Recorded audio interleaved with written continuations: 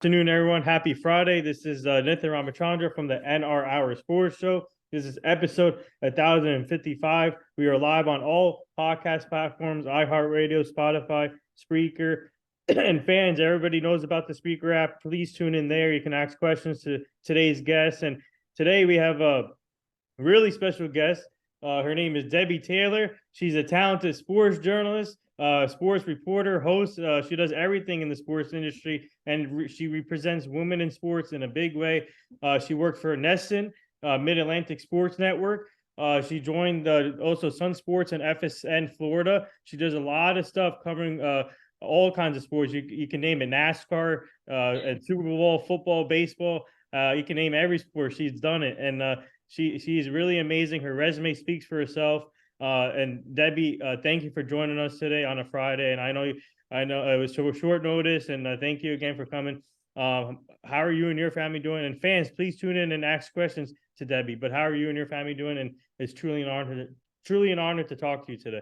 Oh, thank you so much, Nathan. I appreciate you having me on, and I know it's been crazy trying to schedule this, but it'll be a lot of fun. My family's doing well. Thank you so much for asking. We've had the hurricane hit here in Florida, and it's just been crazy. Last time when Ian came through, we lost power for 3 days, and we had flooding, came halfway up our driveway, so we were able to escape any damage to our home, but some of the other folks in Central Florida and the whole state of Florida have really been hit hard, especially up in Daytona Beach. Some of those, the destruction along the coast is just really sad. So fortunately, we were not in it, but a lot of craziness going on right now with the weather in Florida. And speaking of, speaking of a hurricane, obviously you guys, Florida's going through another one with Hurricane Nicole. And how's everyone doing there? Obviously, you guys didn't get affected, but how's the weather now Right. with that? Right. So we didn't get affected by Nicole too much, just a lot of rain and wind, but the damage up in Daytona Beach, Florida is just awful. All along the coast, there's some devastation. I mean, homes just slid off the sides, and it's just awful. It's so sad. The water really came up, and the seawall, I get, apparently the seawalls were put into a weak spot because of Ian, and these houses were just collapsing. They were crumbling right in front of people's faces. It was so sad. Fortunately though, the state of Florida did a nice job of mandating some evacuations, and they've been very fortunate in that regard in keeping people safe. So take a deep breath and be grateful for that. Yeah, so before we get into career, obviously today is a really special day, also Veterans Day. So I want to say thank you to all the veterans who served their country. And I actually have a couple of friends who's currently serving in the military still. And I'm going to give a shout out to my friend Matt, Mike, and Robbie. They all served in the military, so shout out to them. And they go through a lot, sacrificing their own lives. And and my dad has a friend who was in the military too. So thank you to all the veterans out there. Today's your day. We got to honor you. And I hope you guys have a special day today and spend time with your families. So. And I want to say thank you also to Matt, Mike, and Robbie for your service. It's amazing what the soldiers do, what the military members do. And, the one thing about sports that I'm so grateful for is a lot of teams recognize what the soldiers have done. I remember one of my favorite moments covering the Nationals was in the fourth inning. They would have the salute to soldiers. Yeah. And I got to know some of the soldiers and some of the servicemen that would come into the ballpark. I even got to play a little baseball against the Wounded Warriors team. Oh, wow. And thankfully there isn't any video of that around because I was a catcher and I was not very good at it. But it was fun. But it is amazing, and it's a nice day to recognize the sacrifices. I don't think a lot of people understand what these men and women have done to help save our country and keep our freedom. Yeah, well said there. And but now tell our fans, how did Debbi Taylor get into sports as a sports journalist? That's a great question. So I grew up with two brothers and two sisters, and I just always loved the sport of baseball. And I started out by watching Red Sox games. I am from New England, grew up in New Hampshire. I would watch baseball games at my grandmother's house. She would go in and she'd start making a lemon meringue pie, and I would sit on the couch fascinated with the Red Sox. And Yeah. she'd come in and ask me what the score was, what happened. So I'd give her little updates. So I was doing sports updates at the age of Wow. 10 Hmm. with my grandmother in her house. So that's how I first got interested in baseball. Then my dad would take us to ball games, and my brothers played little league. I was always going to their games, and I started to watch the local sports in Boston, and I noticed that they didn't always start with the Red Sox. Sometimes they'd have Bruin stories or Celtics, the Patriots, and so I'd have to sit through those highlights sometimes when the Red Sox weren't the big story. So then I started following the other teams, and I just fell in love with sports. And I love sports because I feel like it just brings such a connection Yeah. with fans, with friends, with family members. And it's so fun to go to a ball game and enjoy the action on the field and talk to people. And it takes you away from the stresses of Yeah. the world. And that was something that I enjoyed when I was at Nesson. I always thought, okay, this is my turn and my opportunity to lighten up people's lives a little bit and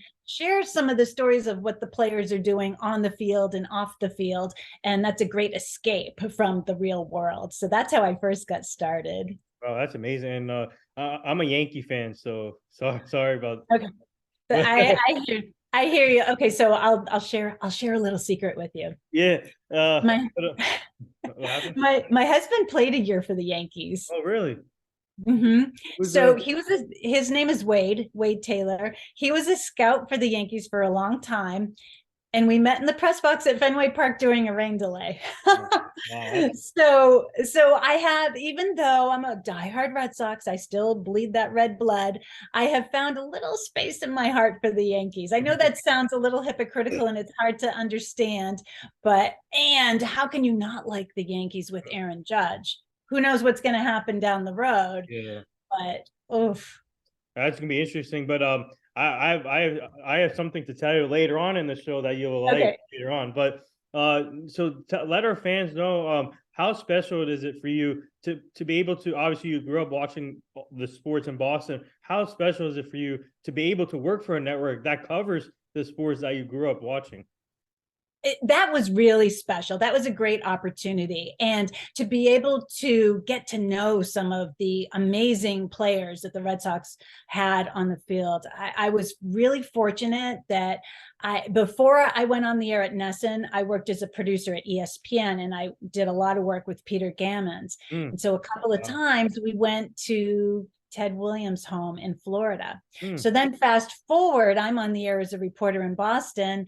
I was able to then go down myself and do some interviews with Ted Williams. And, he just, for whatever reason, had a soft spot in his heart to let me interview him. And he was, he's somebody that I thought of today. Actually, he was a fighter pilot. And he was a true American hero. I think he really did a lot that people didn't hear about or see a lot of. But he was somebody that was really somebody that was special for me to meet. And I can remember sitting in his house in Hernando, Florida, and I asked him, I said, Mr. Williams, tell me about hitting 400. He hit 406. Yeah. And to me, that's just such an incredible feat. What was the key to that? How were you so successful? And he looked at me and he said, well, it's the 5 Ps. Proper preparation prevents, we'll say, poor performance. Actually, he had an extra P in there, 6. But so going to keep this PG, but I guess I don't have to, though. That's what you were saying. You don't have to. Yeah, you don't have to. You can say it. So he said, proper preparation prevents poor performance. Excuse my language. But I think that is something that right now I teach at the Dan Patrick School of Sportscasting. And that's what I try to tell our students. I share with them, hey, I heard it right from one of the greatest hitters to ever live. And, if you prepare, if you get ready, you can be successful in anything. But it was very cool to meet and cover a lot of the players that I had watched. I can remember too, Carl Yastrzemski. I had to go interview him when I was at Nesson. It was during spring training, and it was at Fort Myers. He was a coach for the team at the time. And I I'm Polish. My maiden name is Robleski. And when I was on air at Nesson, I was Debbi Robleski. Yeah. So I walked over to Carl Yastrzemski and I introduced myself as Debbi Robleski. And he said, nice to meet you. And I looked at him and I said, Jak shamash, Wow. which means, hi, how are you, in Polish. And then he lit up and he said, oh, dobrze, dobrze. And fortunately, the conversation ended there because I didn't really know a whole lot more than that. But that's another example I share with my students. Try to make a connection with people, and that opens the door for conversations. And I think you do a great job. I've been able to hear some of your work, and I like that you have conversations with people. And I think that's the key. You get to know people. Sports is all about relationships, and building those connections and building relationships. And I think that's what people in sports who are successful do. Mm-hmm.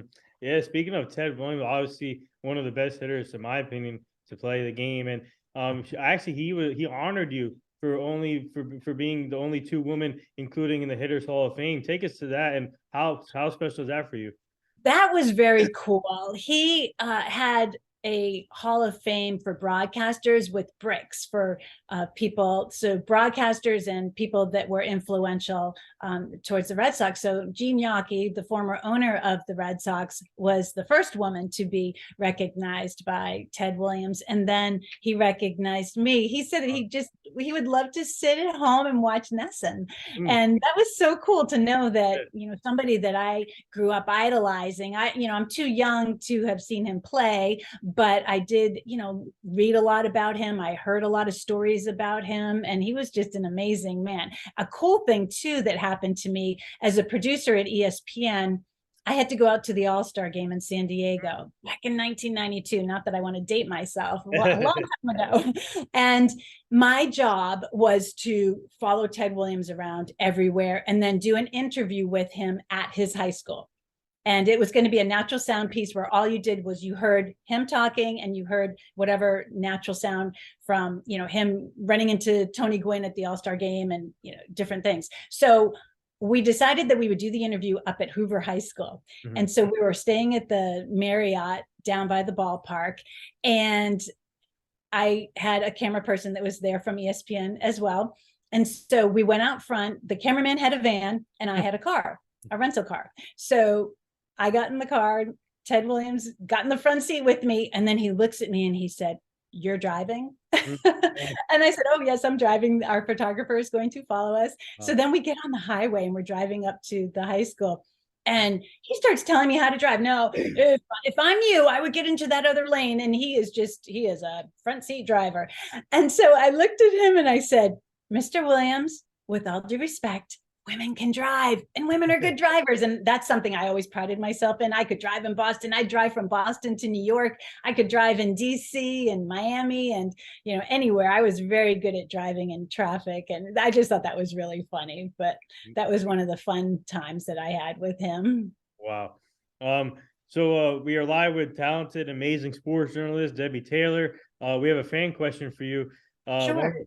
One of our fans wants to know, what was it like? They want to know, obviously sports has changed big time when back in the day, but they want to know, what was it like? How special, they want to know, what was it like covering sports in the 90s? Oh, it was fantastic. It was very, very cool. And especially you go back and look at that Yankee Red Sox rivalry. I mean, that was one of my favorite things. When I was growing up, I can remember we weren't allowed to go to Yankee Red Sox games ourselves as teenagers. We always had to have an adult with us because it could get dangerous. Some of the fans would really get out of control. But it was great because I think back when I covered the team, we didn't have, the internet had just started, or actually when I first started covering it was before. And that was something that was really cool. So, Nesson.com and RedSox.com was just coming out. So players didn't all have their own websites and all their own Twitter handles and Instagram and all of that. So part of my job was sharing what it was like to see the players behind the scenes. Now they all post everything, so we pretty much see everything that they do. But that was something that was very cool that I was able to sit down with Johnny Damon Yeah. and talk to him about things he was doing away from the park. And I was able to, go to different players' homes and do interviews there. That was something that we didn't see a lot of in the 90s. And it was great because I think the access was different. And even television at the time, you would have your local, the Yes Network, Nesson, and that's where you watched the games. You didn't have every game on ESPN and Turner and all these other different, the MLB network had just started shortly after I was there. So I think covering teams in the 90s was really terrific. Yeah, what a good question from one of our fans. That's a great question. Definitely. So we'll send you our interview with Johnny Damon after the show, because we also talked to Johnny Damon like 2 years ago. He was such an honor to talk to, and you're gonna like this. Not only we had Johnny Damon, we had we had Bo Porter on the show. The guy you work with. Yes. We also had Johnny Gomes on the show. We also had Oh, he's great. Stephen Wright on the show, the former Red Sox. So Right. Sure. yeah, so Oh, those are some great ones. I love it. yeah, so it was great talking to all of them. And how how important is it? Obviously, you mentioned it earlier, but how important is it for us as sports journalists to just to reach? I mean, for people to be able to have time to come on your shows or do interviews, how special is that for like a journalist or reporter?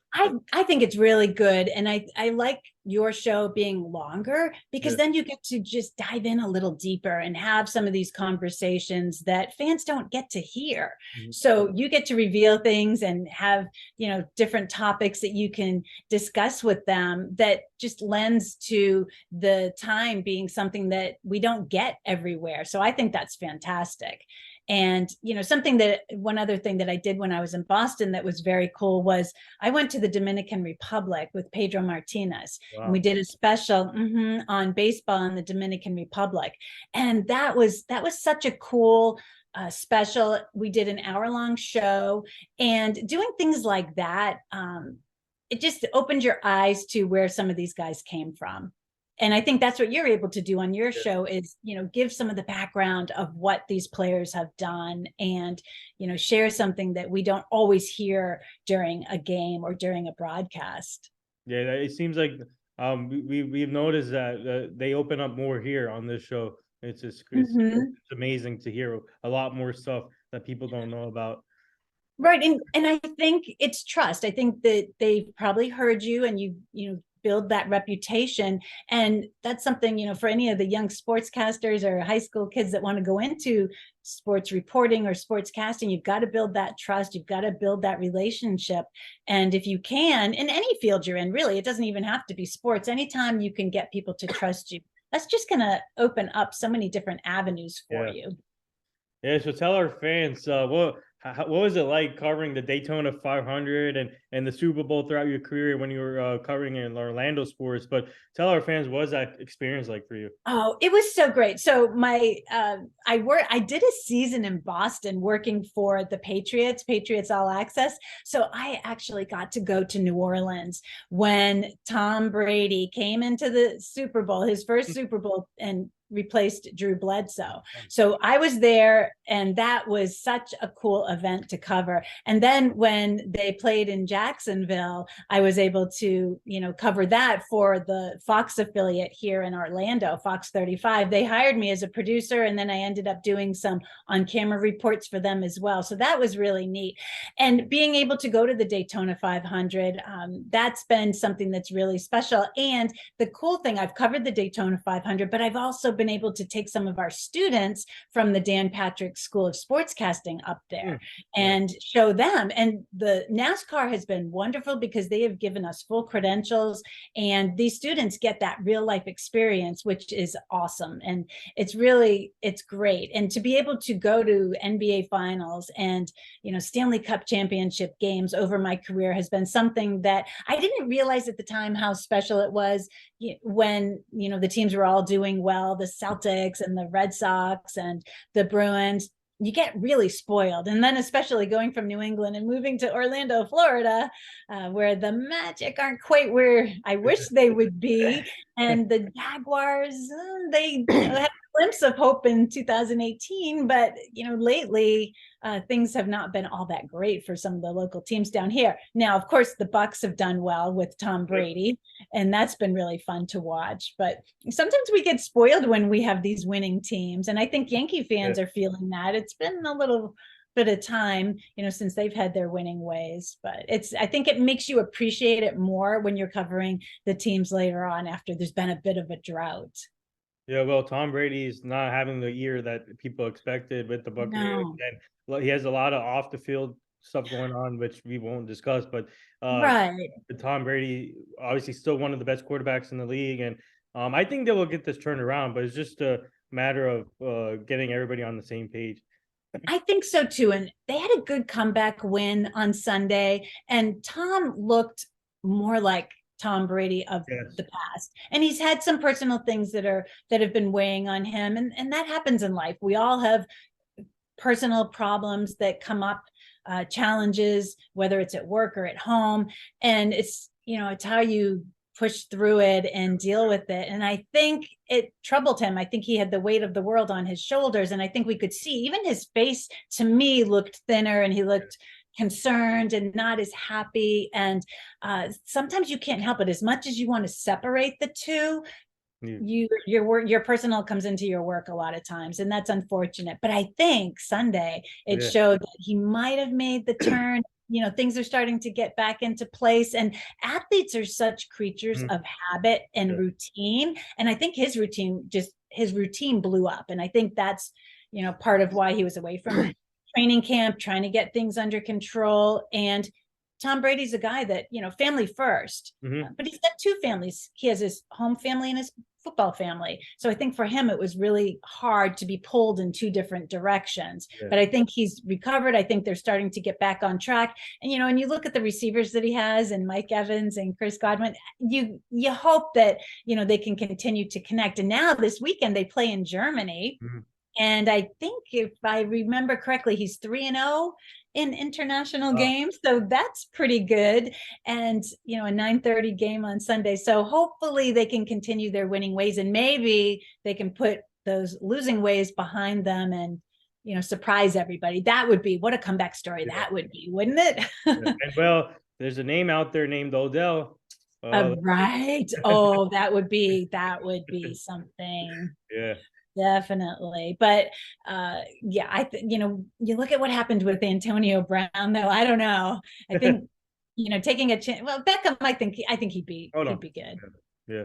So we have another fan question for you. Sure. One of our fans wants to know, what's it been like for you working with the Dan Patrick Broadcasting School in Florida, and being able to help teach these young kids the way you guys go about the business, and obviously repetition is important, and they're learning from the best, you and Dan Patrick, at the same time, which is amazing.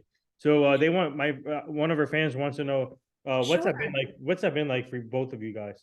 Sure, it's been great. And I love it because the school is in Winter Park, Florida, which is close to where I live. It's a 25-minute drive. It tops 20 minutes if there isn't traffic. So for me, that's wonderful. Our students get to go into a studio. As you see where I am, the studio behind me is just amazing. And, of course, this is virtual today, but they get to go into the studio and they are using equipment that is state of the art. This is nicer than a lot of studios I've spent time in over the years. And I have to say that Dan is so committed. He created this school because he wanted to do more with his life. He wanted to leave a little bit of a legacy. And he would always have kids, young adults, ask him for advice. Oh, can you look at this? Can you give me some feedback? And so he thought that, hey, something triggered him to think I could build a school. And it's been a wonderful chance for him to give back. He comes to campus a few times a year. He does virtual Zoom sessions with the students. And I always tell them, sometimes they get, a little bashful in sending in their videos, but I always tell them, hey, to get some feedback from one of the best in our business, period. I mean, I worked with Dan at ESPN. He was an anchor when I was there. And he's fantastic. He's so good. He's so smooth, and he's just got a really good heart too. And I don't think people often see that side of him. But I think that's something that this program shows how much he cares. And I love Gus Ramsey, the program director. He also worked at ESPN, a lot of ESPN talent down in Winter Park, Florida now, but it's great because he's compiled people, good people that really care about their craft. And we have people from ESPN, from the Golf Network, and we have guests that come in. We've had Kevin Agandi, Sage Steele, Joe Davis from the Dodgers, and now Fox Sports. And we've had some really good guests that will share their life experiences and their advice. And these students get these tips from some of the best ever and tricks of the trade that now they're able to use that information and forge forward in their careers. And it's been so fun to see the advancement of the students. They come in and some of them, stumble and bumble on air. And then by the time they're done, they look so polished and professional, and they're getting on-air jobs, which is, to me, that's the most gratifying part of it. And it's super to see them doing well. We had a student covering the Super Bowl, at SoFi Stadium. That was very cool. Taylor Schwab works for the affiliate in Bakersfield, California. And he was there, and it was great to have him then come in, and he did a Zoom shortly after and talked to our students about that Super Bowl experience. And, we've talked to different reporters and anchors about dealing with the pandemic and what it's like, to navigate through challenges like that. I mean, who would think that the whole sports world would get shut down, but television goes on and shows still have to fill their content. So our students learned a little bit about that along the way as well. So I've enjoyed it, and I love that we're seeing more women in our program too. Yeah. I think that's fantastic. And I know you're such a supporter of women in sports, and I appreciate that because it can be tough. I think it's gotten so much better. When I first started, I would walk into a clubhouse and a lot of times I was the only female.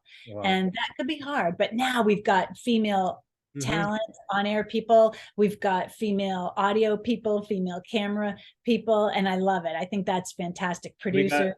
We got female coaches now coaching male sports. Yes. That I love. I can't wait to see more happen, especially in the NBA and more baseball stuff. And I love what the Marlins did with Kim Nang. I think she deserves that. And she's doing a great job there building that team. And if you want to go to the Yankee side, Rachel Bolkovich, she's the manager for Tampa Tarpons right now. That's amazing story, right? We interviewed her actually 2 years ago, and it was an honor talking to her. That's a great story. Yeah, she told us a lot about her story. And speaking of ESPN, we also had Kevin Nagandi on the show a long time back. Oh, I think he's terrific. He's awesome. But one of my favorites. No, yeah, definitely. So for you, this is where you deserve to be in the Hall of Fame because you won 2 Emmys, one locally and one in Cuba. So tell our fans about that, and what does that mean to you, winning 2 Emmys in your career? Oh, thank you so much for asking. And I will add, it's actually 3. Oh, sorry, I won one in Cuba, and then I won one as a producer at ESPN. That was a national Emmy. And then I won the Pedro Martinez special, baseball, and that won an Emmy. That was my first Emmy. And that was, well, actually the ESPN as a producer was the first one, but the Pedro Martinez and baseball in the Dominican Republic was great. It was so cool to go over to the Dominican and sit with Pedro Martinez at, where he grew up, and have him tell me a story about how poor his family was at the time, that he would actually steal his sister's dolls and pull their heads off and use that as a baseball because his family couldn't afford to buy a baseball. He would pick mangoes and use those, throw those because his family couldn't afford baseballs. And he was doing a lot though, giving back to his roots, where his family was. He was building a church at the time. He had built a church, he was building a school. And I think that's the great thing. The passion though for kids in the Dominican for baseball, it is just amazing. We got to see that so much. And then my trip to Cuba was another really eye-opening experience because we went to Cuba before it was open to Americans. it was still closed. And to go into a communist country in itself is scary. Yeah. We had special government approval. We called it the Friendship Games. So these groups of teams from New England were going over there to face some of the baseball and softball players in Cuba.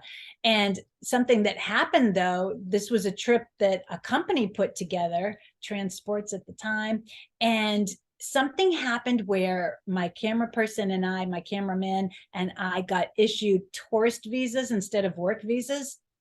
So he said, when we get to Cuba, you'll have to deal with this. So I called my boss and I told him, and he said, wait a minute, I don't feel good about sending you into a communist country without the right paperwork. And so he said, I'm going to send you. And, and of course I called, they said that we shouldn't have an issue getting the change. So he kept the cameraman back, sent me. I talked to the government official and he said, I'm 99% sure this, we traveled in on a Saturday. He said, Monday, we should have this all set and worked out. Don't worry about it. So I called my boss and he said, I need 100% knowledge that it's going to be okay.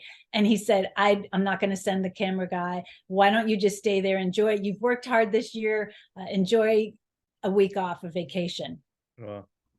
And I thought, oh my gosh, the students, the kids that I, had done all these preview stories for, that means that all of their action isn't going to air. And so we were able to, I got on the phone, I called CNN and I said, can you recommend a freelance photographer in Havana? And so they did. We hired somebody, but it turned into, the photographer didn't speak English. I don't speak Spanish. So now, it was like one roadblock after another. I was able to find a teacher. One of the parents was a teacher. She was a Spanish teacher. She acted as my translator. The kids all shot videos and took pictures. So we had that as extra work. So when I won the Emmy, I said, I have to thank my 40 production assistants, the parents and the players that were on that trip. And that was really eye-opening. But what really was amazing to me is how our pets in the United States get treated better than some of the people over in Cuba. They only get, certain amount of food, a certain amount of laundry detergent to use. I mean, I brought so many samples. I had heard about this. So I brought toothpaste and laundry detergent and I was giving it out every ball game that we went to. And a lot of the kids on our team were doing the same thing. The last day, our players, the American kids, the kids from Boston, they literally took off their shirts and gave it to the Cuban kids. It was such a scene. It was so amazing to see. And then to win the Emmy after all of that, it was so worth it. It was great. So thank you for asking. I love going back and reminiscing about that trip. That's amazing story right there. And obviously, some kids still have tough time over there. And I'm just happy to see, like, for example, like David Ortiz going back there, giving back. And like you said, Pedro Martinez, even though he gets criticized so much, he's still a good guy, in my opinion. Absolutely. When it comes to the community, and he obviously he's killing it in Fox Sports in the World Series. But he's funny, man. The Pedro Martinez. He's got a great sense of humor. That's one thing that I don't think people really could see, because when he's on the mound, he's a bulldog. Yeah. He just, forget it. He's all business. But behind the scenes, he's goofy. He jokes around. He would joke around in the clubhouse. He's just wonderful. But he had such a good heart, such a passion for baseball and a good heart for people in the Boston community and just baseball fans in general. And he is funny. He is, and David Ortiz, I think, is funny. And I think Alex Rodriguez has actually done a nice job too. Yeah, they're good friends now, which is amazing. Yes. And they're talking, obviously, World Series. They the whole desk jokes around. It's just funny to watch and see. Absolutely. So we have another fan question for you. They want to know, if you were not in sports, what would you be doing now? Oh my goodness, that's a great question. I've never been asked that before. That is a really good question. When I was a little girl, I wanted to be a vet. So maybe I would have some kind of a business with pets. Maybe I'd, train them or breed them. We have a little Dachshund and I love them. I think they're so adorable. So maybe I would breed Dachshunds. That's a great question. I love it. Yeah, we have a golden doodle at home. Oh, those are beautiful too. Yeah. Those are so cool. I don't know where she is now. Probably she's sleeping, but I don't know where she is. That's great. Yeah, she's amazing. She's crazy, but she's amazing. Amazing dog. Sure, sure. And pets are wonderful. I just, there's something so calming and soothing about them. They love you no matter what. It's unconditional love, and they're very good company. Yeah, we just have to stop her from barking and then jumping Right. on, jumping on people. That's our biggest thing with her. We just have to stop her from jumping on people. That's it. So I do have a little trick for that. Oh, you do? You can get a water bottle and Yeah. spray her. It's, depending what's around, but it works Oh, because wow. we had an issue with that. And so I got the water bottle out, and now my little Snicker is his name. He doesn't jump anymore on people. So by the water bottle. Yeah, so tell our fans, what would you say your other most memorable interviews you have done in your career outside of Ted Williams? I was really fortunate that one of the most entertaining interviews I got to do was with Ozzy Osbourne, Mm. the musician. So I was a producer at ESPN, and they sent me to one of the Patriots opening nights, and they had Ozzy. My job that day was to interview all the performers. So I got to interview Ozzy Osbourne, Carlos Santana, Oh, and that was really fun. And Carlos Santana was so nice. What a great guy he was, and just a peaceful, calm guy. And Ozzy was great. He talked about, just performing there and how much fun it was going to be. He loves the crafts. And I even got to meet Sharon, his wife, and she had her little dog there. And I can remember I leaned over and I said, "Can I pet her?" And she said, "Oh, sure." And I pet the dog. And then she looked at me and said, "You're really lucky, because usually he'll bite people that pet him that he doesn't know." And I thought, "Oh, thanks for that." But I was fortunate that he did not bite me. So that was a lot of fun. I did get to talk to Joe DiMaggio once, which wow. was really cool. Ted Williams every year had a Ted Williams Hitters Hall of Fame dinner, and I was able to interview him. That was cool. Bobby Orr from the Bruins, I Wow. sat down with him when I was at Nesson, and he liked that interview, and he actually wrote me a thank you note. And that doesn't happen very often, that you get a thank you note from a Hall of Famer. That was cool. Cal Ripken, another one. We sat Wow. down when he was retiring. I can remember we sat in the red seats right by the visitors dugout before the ballpark opened. And I talked to him about Fenway and just reminiscing about his career. And he actually turned to me too at the end of it and said, "Thank you. And would you mind sending me a copy of that interview?" So I had some really cool moments with different athletes. Larry Bird is another one that I loved talking to. And he didn't always like talking to the media, but he was one of my first NBA interviews. And I was a producer at the NBC station in Boston, and my job was to go interview the Celtics on media day. And I thought this was the greatest assignment. I got to talk to Larry Bird and Kevin McHale, Robert Parrish. I mean, this was back in the day. And so this was in 1991. And so when I went over to Larry, I introduced myself and I said, "Could I do an interview?" And my camera person said, "There's no way he's going to talk to you." And so he turns around and he said, "Oh, I'm about to do something with this person over here." And I said, "Okay, well, we'll be over there when you have time, if you can talk to me." And he said, "Okay." And my camera guy looked at me and said, "There's no way he's going to do this." Oh, And so I was talking to Michael Smith, a rookie at the time, one of the other Celtics players, one of the lesser known. And all of a sudden I get this tap on my shoulder.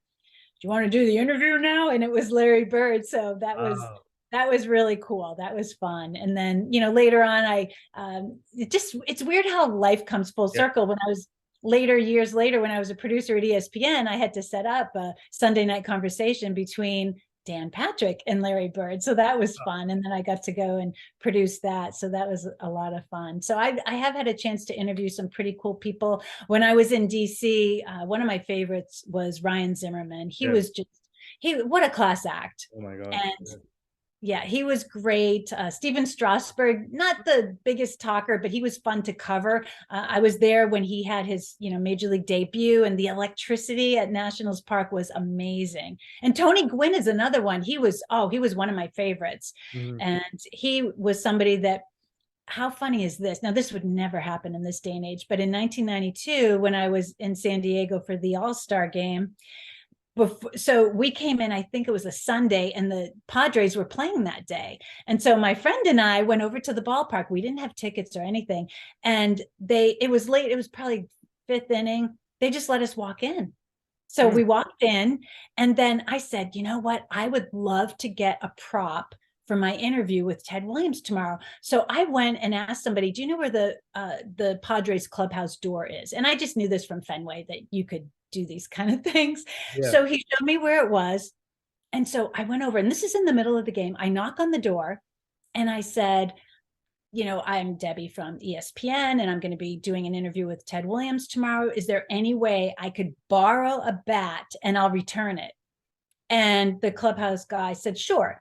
He hands me a Tony Gwynn bat. And he said, you know what? You don't even have to return it. You can keep it. Wow. So we go up to Hoover High School. I give Ted Williams the bat, and he's taking it and he's pointing. And I remember when I was a kid, the teenager, I had to play doing, you know, and he's telling me about all these different things. And then I said to him, Mr. Williams, you can keep the bat, you know, because they gave it to me. And so he kept it. And then at the workout for the All-Star game, the Old Timers game, I got to introduce Tony Gwynn to Ted Williams, which was so cool. So that was a lot of fun. Wow, Debbie, you're the GOAT. This is amazing. This is amazing stuff right now. And you just, the fans here right now on our app is giving you positive reactions. They're saying, they're saying amazing stuff, great stories you're telling. And and some of these fans they love history, so they're learning a lot right now. Oh, good. When you talked about the history from back then, and I mean, man, speaking of, you're gonna like this. We actually spoke to Cedric Maxwell, a former Celtic. He was on the show, and that was a good. I learned a lot from that one, and we also had Isaiah Thomas from the Bad Boy Pitbull. I talked to him. Oh, that is fantastic. And that was an honor too. And he came on the show on my 25th birthday. Oh my gosh, that's special. That's very cool. Yeah, I will never forget that one, because that was an honor. Obviously, a GOAT in the NBA, and one of the best. Sure. And I'll share a fun story if you want on the Celtics. So the Celtics had an event. I was a reporter at NESN. And so in the off season, when the Red Sox weren't playing, I would do a lot of, you know, stories with the Celtics and the Bruins, Patriots. So they were doing a trip from the Boston Garden to Madison Square Garden to do a throwback story on how the players used to have to take the train. So I got to go with the Celtics old timers and take the train. It was a 4-hour ride from Boston to New York and do interviews along the way. That was really cool. Wow. And Bill Russell was there. There were, you know, Ed Sharman was there. I'm trying to think who else. Bob Cousy was there. And it was, you know, I'll tell you what, it was eye-opening. And to hear, you know, even from Bill Russell, to hear what he went through as an athlete, as a professional athlete, especially in Boston. And we all know that Boston has had, and probably still has a little bit, the reputation of being a racist city. The Red Sox were one of the last teams to have a Black player. And Bill Russell, when he traveled, he had, and this just happened, this isn't just Boston, but when they were on the road, he'd have to stay in a separate hotel. I mean, I hear stories about how Jackie Robinson here in Florida, the same thing happened. That he played a lot of his games early on when he was in the minors in Florida. And when he lived in Sanford, Florida for a while. And same thing, he had, and anybody that's seen the movie 42, you know, that scene where he couldn't stay in the hotel with the players. It's heartbreaking, but I'm so glad that players like Mo Vaughn in Boston, Reggie Lewis in Boston were open about the challenges, and they tried to bring people together, and they would have events, you know, unity events, and where all the teams, Rick Fox, I can remember too, with the Celtics being part of that. And I think now that we're talking about some of these things that happened in the past, that helps us not make the same mistakes. And, you know, that's something too, that I was really fortunate to be able to hear some of the stories. And I can remember Mo Vaughn's dad saying to me, you know, his son would get hate mail because of the color of his skin. How sad is that? That's really sad. That's horrible. That is horrible. That's a crazy story. Wow. Yeah, so speaking of Tony Gwynn, actually we interviewed his son too. Tony Oh, Gwynn. yes, Tony Gwynn Jr. He's great. He's a I good gotta one to send you have. all this stuff so you can check it You out. do. I want to definitely send me the links because I Yeah. love watching and hearing these stories from the past players. Lots of good stuff. Who's been your favorite interview or some of your highlights? I would say Isaiah Thomas off the bat. I think, Definitely. Mhm. especially being on the 25th birthday, Right. and having time to do that, and then second probably I would say Johnny Damon. Oh, Johnny Damon, he was one of my favorites all the time. He's a class act. Johnny Damon was just one of the, I think we talked about this the other day, one of the good guys in sports. And I can remember doing a story on the good guys in baseball when I was at Nesson, and he's definitely at the top. He has such a fun, loving personality, and it I'll, is genuine. That's what I love about it. You got I'll to send send me this. that. I'll send you that, and plus I'll send this to him so you can see it. Oh, thank you. That's fun. I love it. I love it. And Bo Porter, we can't Oh yeah, we both. can't have this Yeah, without talking about Bo yeah, Porter. we had him on You the know, show. Yeah, right. And I'm so glad you were able to have him on the show. I went with Bo to, they named a field after him in New Jersey and Newark. yeah. And so we went, he said, I really want you to see where I grew up. And I want you to understand what I went through. And he showed me, I went through his neighborhood, and he said that, he was so fortunate that his mom, Beverly, protected him from some of the dangers, of what was around him, the drugs, the Yeah. shootings. And he just had a good group of people around him. And this goes to show, if you're ever in a situation where you have some, concerns about your kids, get good people around them. And there was a little league coach that helped Bo. There was, the high school coaches that he had. And she was able to, get him the opportunity through sports, through baseball and football. And he also played basketball, to get out of there and to do something with his life. And she also said, Bo, academics come first. Before sports. And I remember him telling me the story. He had a basketball tournament. It was the Christmas tournament, but he had a C on his report card, and his mom wouldn't let him go to that tournament. He could not play in that tournament. The coaches came to his house and said, Mrs. Porter, please, you've got to let him come to this tournament. And she said, no, academics come first. And he cannot, this is his consequence for not doing well on this particular, I think it was a test or a project. And so he learned a lesson then. And I'll tell you what, I don't think he ever got to see again after that. So I think there's so many life lessons we can get from athletes and hearing their stories. And the great thing about Bo Porter, he went on to, play at Iowa, and then also play in the big leagues for the Cubs and the Rangers. And The he manager. the manager for the Houston Astros, and worked in the front office as an executive for the Braves. And now he's on television. We see him on the MLB network, but he's still giving back. And he remembers what happened to him as a kid. He's got the Bo Porter Academy in Texas, and he has a school now in Texas. And I think he's a great example on how to do things right. Yeah. And I'm just like, we have done so many interviews in our career so far, and I'm just honored that they have time to come on our show or do in-person interviews also. And I'm just honored to have that connection with them. And a couple other ones I would say is we had Donovan McNabb on the show. Oh, nice. And then recently, 2 weeks ago, we had Adam Pac-Man Jones on the show. Oh, that's another good one. Oh, that's fantastic. I love it. Yeah. So, but for you, I mean, we have another fan question for you. They want to know, what's they want to talk about. They want to know about women in sports and the growth of it, and seeing now for you seeing young girls getting into it, and obviously young women too. And they want to know just what are your thoughts on the growth of women in sports?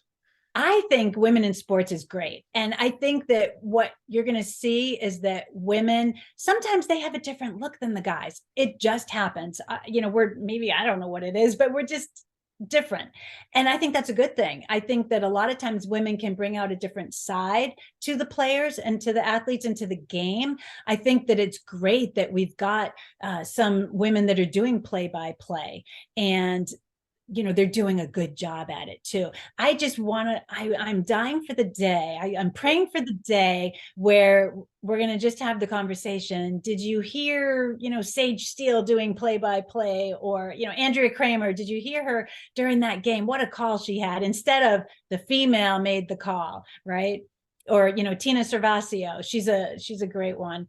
Oh yeah. And Yep. she was in Boston, also at Ness, and later on after I left. But I think that these women are so good at what they do, and I hope that we can, they will be recognized for the amazing work that they do. And I think it's starting to happen. You have people like Michelle Tafoya, who did well in her role with Monday Night Football. Melissa Stark, I think, is one of the best Oh, ever. the best. Yep.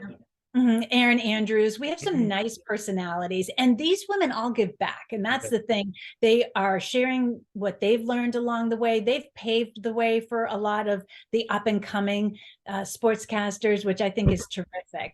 And I think it's great. And I love the fact that there are men too that are championing the cause for more women in sports. And when I was with the Nationals, Don Sutton and Bob Carpenter, Don was the analyst, Bob Carpenter doing the play-by-play. They were wonderful to me. And I still talk to Bob a lot, and he's actually helping out some of our students. And it's great to see that there are opportunities for women.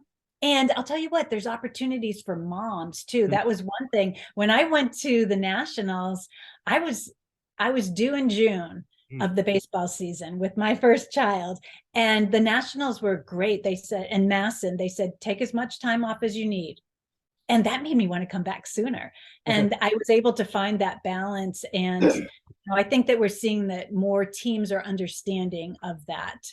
Well, yeah, our fans know this, but I'll tell you a cool story about Tina Zavasio and Amy Trask. Sure. And I think I told you this Oh, already. Amy is amazing. And she obviously used to work with the Raiders, and now she's doing some great stuff on CBS covering the Sunday football. Right. And she we had her on the show too, and she ended up becoming my mentor later on, and she's amazing. And we interact on Twitter all the time.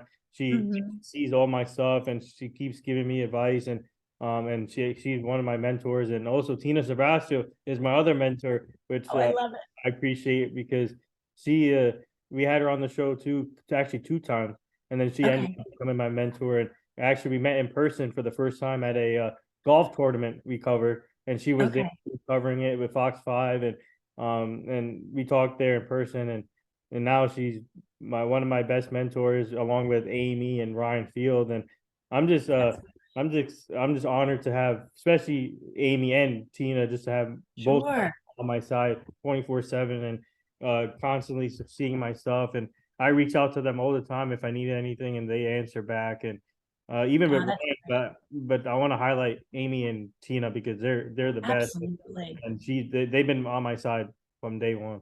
So. And they do it the right way. That's the thing. They work hard, they've paid their dues, and they've built up the trust and the rapport with the players, so they get some of these inside scoops that set them apart from everybody else. And that's what's so great about seeing people like that succeed. They've earned it, and they're so good at what they do. So that's so good to hear. And I think people that are, in my opinion, I believe that people that are good at what they do and are confident are so open about sharing and giving back. And I love that. I think that's really awesome. And I think that a lot of young sportscasters are opening their ears and listening and paying attention, which is only going to make you better, which I think is terrific.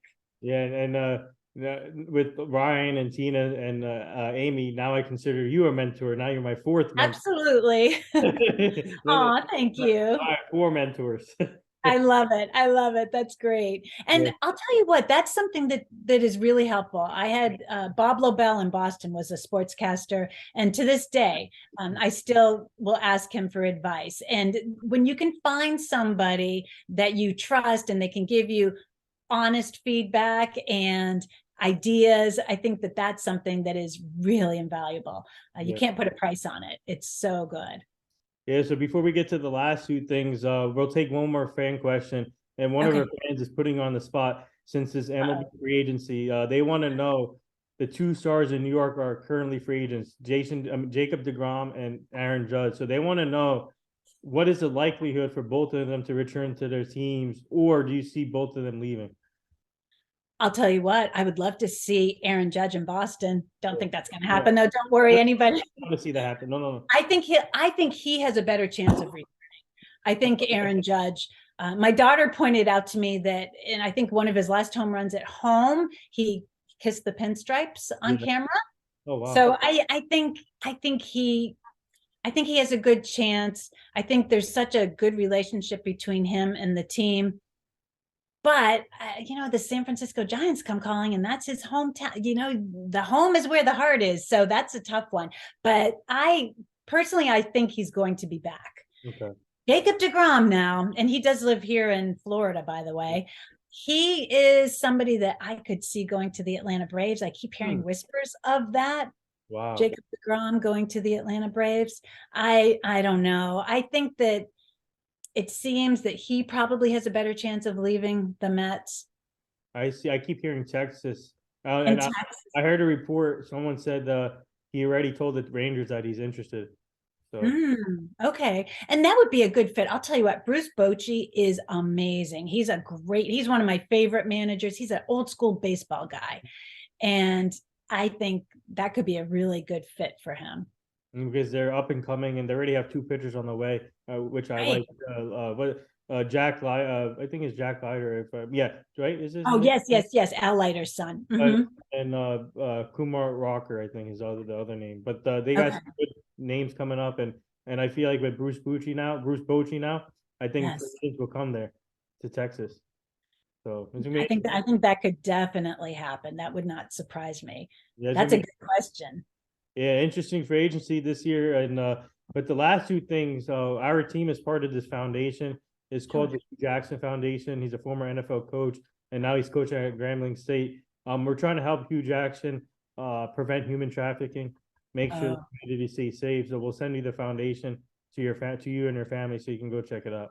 Absolutely. And anything I can do in terms of that. People don't realize, how popular, unfortunately, human trafficking is. We hear about it. I hear about it. I can remember going to my daughter's volleyball game just a few months ago, or probably about 6 months ago, up in Daytona Beach, and going to the ladies' room and having a paper sign saying, if you feel that you're being, if you're trafficked, if you're in trouble, here's a number to call, here's a hotline. And I thought that it was at the convention center. I thought, wow, at least people are talking about it and making it aware that there are issues. So it's so hard to hear about, but it's a reality. I mean, these young boys and girls get taken away at young ages, and I don't even want to think about what happens to them. But yes, that's definitely send me that information. And that was something I always enjoyed when I was in Boston and in Washington, is talking to the players about their foundations. The Pedro Martinez Foundation, Johnny Damon